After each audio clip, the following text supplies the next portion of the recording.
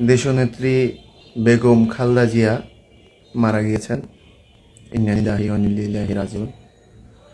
আল্লাহ পাক যেন তার সমস্ত গুনাহের খাতা মাফ করে দিয়ে তাকে জান্নাতুল ফেরদাউস দান করে। তিনি আসলে শুধু বিএনপিরই নেতা নন, তিনি আসলে শুধু বিএনপির সম্পদ না, তার দেশের প্রতি যে ত্যাগ, দেশের প্রতি যে ভালোবাসা, তিনি হচ্ছেন পুরা বাংলাদেশের জন্য অভিভাবক ছিলেন। তিনি বাংলাদেশের সম্পদ।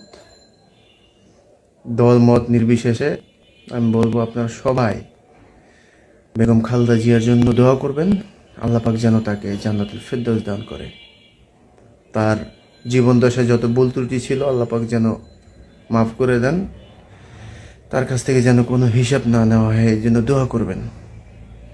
আমি দোয়া করি আল্লাহ পাক যেন ওনাকে জান্নাতুল ফেরদাউস দান করে। শেষ নিঃশ্বাস পর্যন্ত উনি লড়াই করে গেছেন। ওনার জন্য খুব মায়া হয়। উনি কামব্যাক করলে অনেক ভালো হইতো। শেষ দেখছিলাম হচ্ছে 5ই আগস্টের পরে, আর দেখা হয় নাই। খুব মর্মান্তিক আসলে। আমরা শোকাহত আর কি, কিছু বলার নাই। কেউ হয়তো বা জামাত করতে পারি, কেউ আওয়ামী লীগ, কেউ এটা নানা কিছু করতে পারি, কিন্তু আসলে খালেদা জিয়া একজনই।